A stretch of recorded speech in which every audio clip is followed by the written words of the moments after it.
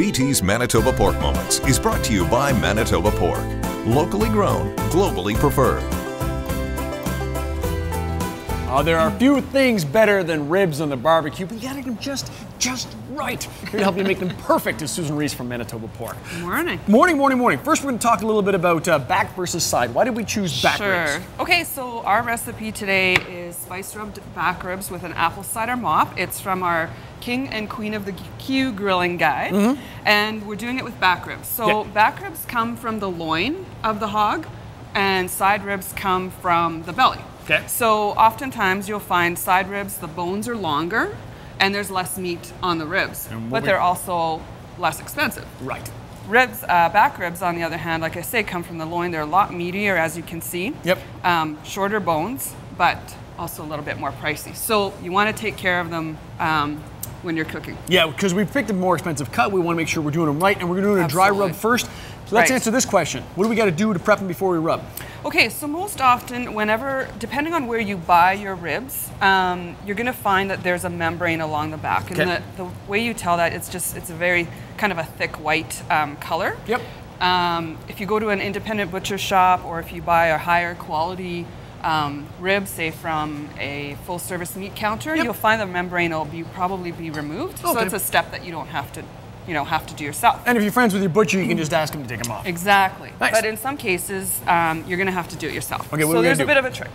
So you can take the end of a spoon, or you can take a butter knife, whatever works. Okay. So we'll try this. And you'll want to get just under the membrane here. Okay. I don't know if you can see that. Yeah. And just loosen it up a little bit.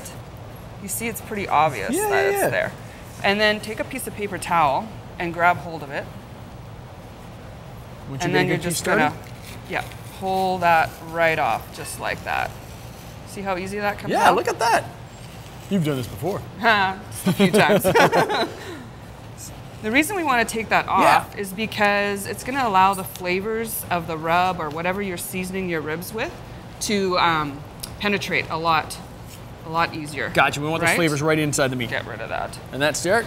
Okay. Now we're rubbing. Okay. You want to do this, or do you want me to do it? I'll rub, I'll have you rub. Right. You do that. Go for it. Can I ask about boiling? There's a lot of people who will say you will boil then. Good question. Right. So there's a lot of controversy about boiling these days. Some people want to boil them. They think that it's going to make the meat more tender. Thing is, you don't want to boil. You want to simmer. If you're going to do that, simmer the ribs. Don't boil them. Okay. Because that's just going to make them tough. You're going to lose a lot of the flavor in the water. Okay.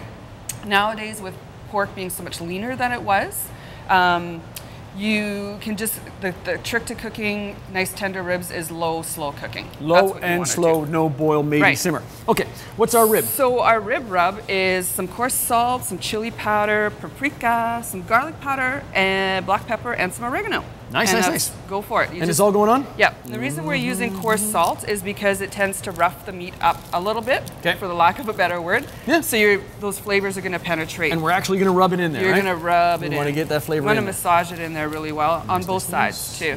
And then you'd want to leave that on there for about an hour.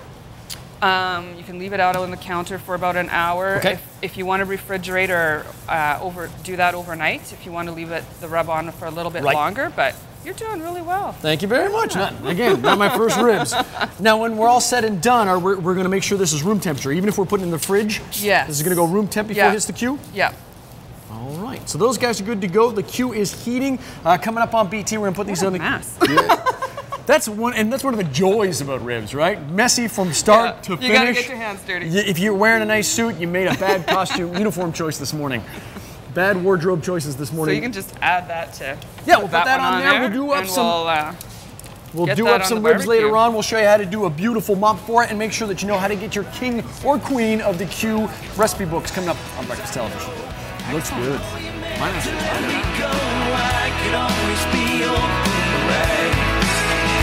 Come on back, you will see